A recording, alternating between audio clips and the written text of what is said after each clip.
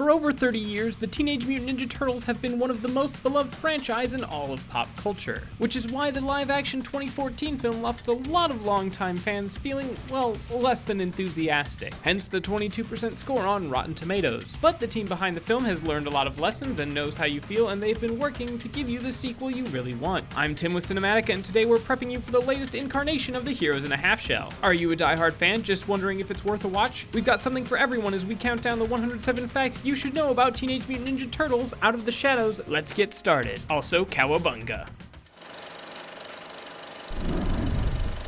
Number 1. Teenage Mutant Ninja Turtles Out of the Shadows, the sequel to the 2014 live-action film, will be released in theaters on June 3rd, 2016. And like its predecessor, it'll have all those 3D and IMAX ways to watch it. Number 2. Hollywood is an impatient creature. The sequel was announced just 2 days after the first film's release. Having a $65 million opening weekend probably helped. Number 3. Of course, Teenage Mutant Ninja Turtles originated as a comic, created by Kevin Eastman and Peter Laird. It was born out of jokey drawings by Eastman while he and Laird were brainstorming while watching bad television. They both thought the comic was hilarious and the dumbest thing ever. Number 4. The comics were inspired by and a parody of Daredevil. Even the choice of Splinter's name was a nod to Daredevil's character Stick. Number 5. We're all used to the fun-loving, family-friendly turtles, but these original comics were darker. They were filled with a lot more gratuitous violence and grotesque imagery than the 80s cartoon you remember. The 80s cartoon dialed it down more for the kids. Number 6. Many TV shows and films later, the current franchise of the TMNT films is backed by Nickelodeon Movies. The Nickelodeon television network currently airs an animated Ninja Turtles series, though it's pretty different from the films. It's also quite good. If you haven't checked it out, I would recommend it. Number 7. The 2014 film is Nickelodeon Movies' highest grossing production so far, raking in over $191 million domestically. It beat out the SpongeBob movie. Number 8. Contrary to popular belief, the current Turtle films weren't actually directed by Michael Bay. Instead, Out of the Shadows was directed by Dave Green, who replaced the first film's director, Jonathan Liebesman. Bay acted as a producer on both films. Number 9. Green had his full-length feature directorial debut very recently with the 2014 science fiction film Earth to Echo, so this is only the second feature film he's directed. No pressure there. Number 10. When asked how Green's directorial approach is different from Liebman's, Jeremy Howard, who plays Donatello, said, "Kindness." That's a bit ominous. Number 11. Another characteristic working in Green's favor is that he grew up a huge Turtles fan. He used to dress up as Donatello when he was a kid. Why doesn't he still dress up as Donatello? Number 12. Before leaving the project, Liebesman was interested in doing a storyline that worked with Teenage Mutant Ninja Turtles' alternate dimension, Dimension X. If you're new to the series, you should know that Dimension X is where all the cool and interesting things come from. Number 13. Liebesman's desire to work with Dimension X came to fruition in Out of the Shadows, with series villain Krang being revealed. Krang, for those who don't know, is a native of Dimension X. Number 14. One important feature from Out of the Shadows is the dreaded ooze. In the movie, the concoction has the power to turn humans into animals and animals into humans. Number 15. Out of the Shadows isn't the first live-action Turtles film to heavily feature the ooze. The follow-up to the 1990 Ninja Turtles film was entitled Teenage Mutant Ninja Turtles 2: The Secret of the Ooze. Apparently featuring the ooze is a big part of being a sequel in the Ninja Turtles series. Number 16. Out of the Shadows seems to pull more from the 80s cartoon, with hype materials and trailers emphasizing the Turtle Van and villains Bebop and Rocksteady. I mean, they were good merchandising back then, so. Number 17. The film was written by Andre Nemec and Josh Applebaum, returning from the first film. The duo also wrote Mission Impossible: Ghost Protocol and worked on TV shows Life on Mars and Alias. Number 18. Nemec and Applebaum have a tight working relationship and adorable bromance. The two have been friends since the 3rd grade. The pair separated for college only to immediately reconvene in Los Angeles, and they've been working together ever since. Number 19. The storyline for Out of the Shadows takes place 2 years after the first film, which, given the films coming out 2 years apart, makes it almost real-time storytelling in a way. Number 20. While there's been lots of hype for the sequel, the 2014 film had some bumps that provided a steep learning curve for the sequel. Cast from the first film said they had some trouble finding direction and tone, half joking that they didn't realize the film was a comedy until they watched the final cut. Number 21. While parts of it weren't super well received, the first film was used as a lesson to everyone involved in the sequel as to what did and did not work. Number 22. According to actor Alan Ritchson, 3 different versions of the first movie were shot, saying there's a whole other movie on the cutting room floor. Number 23. Nemec said that this time around the script gravitates much more towards humor in a nod to the irreverence of the Saturday morning cartoon, as well as the historically fun vibe of the Turtles. Number 24. While the two films may have very different vibes, they will have the same visual aesthetic, thanks to the return of the 2014 film cinematographer Lula Carvalho. Number 25. The film was originally entitled Teenage Mutant Ninja Turtles 2 Half Shell. In a strange turn of events, the title was leaked by LA Clippers guard JJ Redick, one of the basketball players set to make a cameo in the film. When he realized his mistake, he told the gathered press, "I'm probably going to get in trouble." Number 26. Half Shell, of course, would have been a reference to a line from the 80s cartoon theme song. Heroes in a half shell, turtle power. Number 27. So, as we said before, a number of NBA players are slated to make cameos in the film, including the aforementioned JJ Redick, as well as Matt Barnes, DeAndre Jordan, Austin Rivers, and Spencer Hawes. Number 28. A Teenage Mutant Ninja Turtles video game, also called Out of the Shadows, was released back in 2013. So they could be related, but remember, this was released before even the 2014 movie. Number 29. Aside from New York City, a good chunk of the film was shot in Buffalo, New York, especially areas of the Kensington Expressway. The crew took control of the expressway from 7 p.m. to 6 a.m. for 2 weeks. So if you were working late in Buffalo, New York, you probably had a bad commute for 2 weeks. Number 30. The very first glimpse of the set was shot by a fan and leaked by a local Buffalo news station in spring 2015. A combination vehicle chase fight scene on a highway culminating in a gigantic explosion. Presumably the turtle van was involved, and that's how people knew it was a Ninja Turtles film. Number 31. Back in New York, the film was shot in an armory in Brooklyn described as 2 warehouses joined together. One of these warehouses was a proper workshop dedicated just for the film's needs, while the other warehouse contained the sets, including the Turtles' new lair and the turtle van. Number 32. Although the director and a few surprising actors have been swapped out, the Turtles themselves are played by the same cast as they were in the 2014 film. Number 33. According to the cast and crew, the Turtles are due to get double the screen time they got in their 2014 film. Sorry, Vernon, the fans have spoken. Number 34. The Turtles' minimal screen time was largely due to financial constraints. Animating the Turtles cost a great deal of money. However, the financial success of the first films gave the second one some more leeway. Number 35. The financial constraints explain why the first film focused so much on April and why the Turtles themselves spent so much time literally in the shadows. Number 36. The Turtles are so expensive because their actors have to be motion captured then rendered into CGI. Number 37. Each shot also had to be taken multiple times. First, just the live action actors would film, then the CGI stand-ins would have their turn. And since directors usually try to get shots from multiple angles and distances, the crew probably had to get 3 or 4 takes of each. Number 38. Since the CGI stand-ins are taller than their actors, co-stars couldn't make eye contact when delivering lines to the foursome. Laura Linney explains, there are ping pong balls on top of their heads, so you have to look at the ping pong balls and not look at them. Number 39. One of the many lessons the actors took from the first film is that more dramatic, internalized performances as the Turtles came across to the animators as lifeless. This time around, the actors have been trying to exaggerate their natural motions to give the animators more to work with, and also you would expect CGI animated Turtles to be a bit more animated. Number 40. The actors have admitted to going out in the real world during filming while still wearing their motion capture suits. Actor Jeremy Howard said, "We've gone into 4 restaurants at lunchtime with dots on. It's New York. No one gives us a second glance." Number 41. And no wonder they opted to keep their costumes on. It took 2 hours every day for each turtle to get suited up. Number 42. Raph is played by Alan Richardson. Known for playing Aquaman in the DC series Smallville and Gloss, he was also an underwear model towards the beginning of his career. Number 43. In a decidedly un-Raphael move, Richardson tried out for American Idol in season 3 and made it past the first round. He got weirdly close to eloping with Paula Abdul. Number 44. Visual effects supervisor Pablo Hallman said that when he was constructing the CGI look for the Turtles back on the first film, he modeled Raphael off Clint Eastwood from the Sergio Leone spaghetti westerns in order to channel the character's toughness and grit. Number 45. Michelangelo was played by Canadian actor Noel Fisher, who's perhaps most well known for his fans as Mikey Milkovich on the hit show Shameless. Side note, Fisher also has experience playing animated animals. He played Stan in the English dub of the anime Hamtaro. Number 46. For Mikey's CGI model, they had to take inspiration from the best. And who better than Bill Murray? Number 47. Like Fisher, Pete Plosick, the actor who did Leonardo's motion capture performance, was also a character in the show Shameless. He also plays Garrett Douglas on Teen Wolf. Number 48. Leonardo is actually Plosick's favorite turtle. When his co-stars teased him that Leo's no one's favorite, Plosick insisted that's why he's playing the character. Number 49. Leonardo's voice is courtesy of Johnny Knoxville. Krengel, famous for creating and starring in the Jackass series. As a ninja leader, Leonardo can't afford to get into the kinds of situations Knoxville got up to in the show. Number 50, Leonardo has, and I'm not making this up, Russell Crowe's eyes, Nelson Mandela's lips, and exudes the leadership sense of Tom Hanks' character from Saving Private Ryan. Number 51, Jeremy Howard plays Donatello. He's played minor characters in a number of well-known television shows and movies, including Galaxy Quest, Scrubs, and Buffy the Vampire Slayer, where he had the honor of playing Dead Nerd. Number 52, Howard's a longtime Donatello fan. As a kid, he would imitate the character with the help of a purple mask and broomstick. Like Donnie, Howard is also the Turtle Cast's go-to computer guy. I like that the script says go-to computer guy. I think we were uncomfortable with saying that he does machines. Number 53, Donatello is the brains of the group, so Hellman based his appearance and nuances after Leonard Nimoy's Spock. Number 54, the 2014 film contained a brief but famous scene where the turtles start beatboxing for fun while waiting on an elevator. Plosek said this scene was formative for the sequel's tone, since it really focused on the chemistry between the brothers and was just fun. Number 55, the elevator scene is often regarded by fans as one of the better scenes from the first film. The cast has riffed on this by joking that the second film would take place entirely in an elevator. Number 56, Out of the Shadows is also said to be more emotionally driven between the brothers. In addition to them realizing how different they are from one another, you can expect interbrotherly antics and brother-driven turmoil. So, a lot more focus on wrath is probably a safe bet. Number 57, before the first film, the Turtles' human counterparts were sent to a few days in ninja boot camp. That's cool, but when you consider that the live-action film from 1990 had actors that were legit martial artists, a single boot camp doesn't have the same punch. Number 58, the Turtles' martial art of choice is ninjutsu, a martial arts system that originated in feudal Japan for the purposes of espionage and killing samurais that you didn't like. In the context of the 2014 film, they learn the art from a how-to book that falls into the sewer. Which, yes, is ridiculous, but the 1990 live-action film had Splinter learning ninjutsu from mimicking his master's moves in his cage. Number 59, Tony Shalhoub is returning to lend his voice to the role of Splinter. Shalhoub is most well known for playing Detective Adrian Monk in the show Monk. Number 60, Danny Woodburn, Splinter motion capture performer, has been in everything from Watchmen to Seinfeld to actually Monk, where he acted alongside Shalhoub. Number 61, Hellman based Splinter entirely off Japanese actor Toshiro Mifune, who appeared in almost 170 films, most notably for director Akira Kurosawa. Even the hair's similar. Number 62, Splinter wears a brown robe in this film, similar to his 1990 appearance. By contrast, in both the current and 80s cartoon, his robe is red. Number 63, talks to include Casey Jones, Bebop, and Rocksteady stretch all the way back to before the 2014 movie's release. Producer Brad Fuller said at the time there were almost daily discussions about including the three characters in the franchise. Number 64, Casey Jones has already had a live-action film debut as one of the main characters in the 1990 film. This is the first time Bebop and Rocksteady will be featured in a live-action TMNT feature. Number 65, if it surprises you that Bebop and Rocksteady haven't had a live-action debut before, it may be because they had Toka and Razor stand in for them in the 1991's Secret of the Ooze, after a rights issue barred the film from using the original duo. Number 66, Bebop and Rocksteady aren't in the comics. They were created for the 1987 cartoon. Number 67, given how long the talks went for, it's not surprising then that Bebop and Rocksteady were shoo-ins for the new film. The producers were gung-ho about Casey Jones as well, but he was a little more difficult to fit into the script. Number 68, Bebop is going to be played by Gary Anthony Williams, an actor who's been a regular on The Boondocks, Malcolm in the Middle, Key and Peele, and The Eric and Andre Show. He also plays Mufasa in Disney's The Lion Guard. Number 69, Rocksteady is played by Stephen Farley, better known as the famous WWE wrestler Sheamus. Number 70, he wasn't the only wrestler who took a stab at the role. Former champion CM Punk auditioned for the role. He believes he lost it because Sheamus is a bigger dude. Number 71, the film's had some pretty bad luck with secret spoiling. CM Punk potentially leaked spoilers how the duo's storyline develops, claiming, "I think they end up getting mutated halfway through." You didn't hear that from me though. Number 72, Dr. Baxter Stockman, the mad scientist who mutates them, will be played by Tyler Perry, who's famous for being an incredibly prolific writer, director, and actor. Number 73, Stockman appeared briefly in the 2014 film, but he isn't played by Tyler Perry. Instead, he's portrayed by K. Todd Freeman, who played Mr. Tick on Buffy the Vampire Slayer. Number 74, the villainous Krang will be voiced by Fred Armisen, a Saturday Night Live alumnus and star of the comedy show Portlandia. Number 75, like Bebop and Rocksteady, Krang isn't from the comics. He was created specifically for the cartoon, although he was inspired and later a member of the the Utroms from the comics. Number 76, Krang first popped up in an advertisement during the 2016 Super Bowl. The team announced Armison's casting at the following WonderCon. Number 77, Krang has historically been depicted as residing inside a giant robot, and this film is no exception to the rule. When coming up for Krang's design, there was a lot of debate between Hyman and Michael Bay about tentacles. Hellman initially had a no tentacle design. Bay replied he could have some, but that he didn't want them coming out of his side, so Krang looked like a giant stupid octopus. Number 78, this is also Krang's live action debut, since to this point he's just appeared on various animated series. Number 79, in the 2014 film, Shredder is played by actor Tohru Masamune. He's been replaced for Out of the Shadows by Brian T. T has an impressive action movie resume, including The Wolverine, Jurassic World, The Fast and Furious Tokyo Drift, and Goldmember. Number 80, Shredder's uniform is taking on some design changes too after fan feedback. T posted a photo on Instagram wearing a simpler Shredder costume that calls back to the Shredders of old. Number 81, Shredder's armor was inspired by one of the most horrifying and dangerous tools of all time, the cheese grater. Yep, Eastman was inspired by a metal cheese grater that struck him as a potentially dangerous weapon in the wrong hands. Number 82, there was a lot of controversy behind Shredder in the 2014 film. The original version of the script added a completely new version of the villain, who started out as an American CEO named Eric Sachs. When this development was announced, fans were furious at both the change of canon and the whitewashing of the character. It is unfortunate, but I would like to point out that on the canon end, the canon of the cartoons is also different from the comics, where Shredder was a joke. Number 83, this mid-production outcry resulted in a massive overhaul and re-edit, contributing to the film's surplus of footage that we discussed earlier. Masamune was awkwardly inserted as Shredder, and Sachs became the number 2. Number 84, early on there was speculation on whether Sachs would become Shredder in the sequel, but it looks like Sachs might not be in the film at all. Number 85, Karai was also the subject of a casting swap. Brittany Ishibashi will be replacing Mine Noji. Ishibashi starred in the 2008 film Eagle Eye, as well as shows Bones and Castle. Number 86, Karai's relationship to Shredder varies between different versions of the franchise. In this film, Karai is Shredder's daughter, but sometimes she's adopted, sometimes she's his granddaughter. When she first appeared in the comics in 1992, she was an unrelated high-ranking member of the Foot Clan. Number 87, Casey Jones will be played by Stephen Amell, famous for portraying the DC superhero the Green Arrow on the hit television series Arrow. Number 88, it's been suggested that Casey Jones will be getting a new origin story in Out of the Shadows. While some continuities have Casey becoming a vigilante in his youth, Amell implied that he might not become one until his adulthood, and says that he'll be a guy with a good job who loves hockey. Number 89, Casey Jones debuted in the comics as a satirical riff on vigilantes like Batman and Daredevil, but instead of fighting crimes because of a traumatic childhood, Eastman thought it'd be funny if he was inspired to go fight crime because he just watched too much bad TV. However, later versions of the character added in the traumatic childhood. Number 90, in the comics, Raphael bumps into Casey Jones by himself. When asked if this would be the case in Out of the Shadows, the cast had to consult a PR rep. All they said was, Raph's not on his own when he meets Casey Jones. Let's put it that way. Number 91, Amell leaked Casey Jones' car by posting a picture on his Facebook page while filming in 2015. He captioned it, "By the way, this car should handily convince you that Casey Jones is going to be a badass." Number 92, Amell was chosen for the role due to his chemistry with Megan Fox, leading fans to wonder if this will spawn another version of the Casey and April romance. Number 93, Megan Fox is reprising her role as April O'Neil. Fox's other big break, of course, was the Michael Bay Transformers series. Number 94, Fox is apparently a huge TMNT fan. She has said that her first crush as a child was Michelangelo. Number 95, the original live-action April O'Neil from the 1990 film, Judith Hogue, is going to have a cameo in Out of the Shadows. Number 96, the sequel will feature the return of Vernon Fenwick, April O'Neil's cameraman. The character is played by Will Arnett, known for portraying Joe Bluth in Arrested Development, and the titular character, Bojack, in BoJack Horseman. Number 97, Laura Linney will be in the film as Rebecca Vincent. She describes her role as the Turtles' Commissioner Gordon. Number 98, Linney admits the role came to her and that she didn't really understand turtle fever until she was on set. Number 99, Steve Jablonsky is replacing Brian Tyler as the film's composer. Jablonsky is already a Michael Bay favorite, as he wrote scores for the Transformers films. Number 100, the film will feature the Turtles' vehicle of choice, the Turtle Van, aka the Party Wagon. The van was seen towards the end of the 2014 film and has definitely gotten an upgrade. Number 101, while on set, a reporter noticed that a yet-to-be-used board leaning against the Turtle Van had the phrase "Foot Stinks" painted on. This is a deep-cut reference to a Party Wagon toy from the 80s that came with a similar sticker. Number 102, producer Andrew Form describes the interior of the Turtle Van as literally the best man cave I've ever seen. None of the interior is CGI, it's fully built into the truck. Number 103, there are 2 Turtles vans, one used for external shots that probably gets beat up pretty bad, and one for internal shots. Number 104, the Turtles' lair also got an overhaul, which makes sense because it was destroyed in the first film, and their new home is definitely legitimately impressive. It took 2.5 months to build, and that was a rush job. The lair was so intensive to build partially because it involves a swimming pool and water tank. Number 105. One of the earliest released sequences from the film was shown at the Nickelodeon Kids' Choice Awards in 2015. The clip showed the turtles in their van fighting a group of robbers. Number 106. Early soundtrack choices are definite nods to New York City's thriving music scene. The aforementioned clip was accompanied by It's Tricky by famous hip-hop group Run DMC. The trailer also features the Beastie Boys song No Sleep Till Brooklyn. And finally, number 107. How do you promote a TMNT film? Naturally, with pizza. At CinemaCon 2016, film stars Megan Fox and Will Arnett shared a Ninja Turtles themed pizza with CEO of AMC to promote the film. Thanks for watching Cinematica's 107 Facts You Should Know About Teenage Mutant Ninja Turtles Out of the Shadows. Are you planning on seeing the movie? Sound off in the comments. And if you like this video, be sure to check out some of our other 107 Fact videos by clicking on the annotations or the links in the description. We have new videos dropping every week, so let us know what you want us to cover next. And if you like getting more from your movies and TV, subscribe to Cinematica, where we help you watch smarter.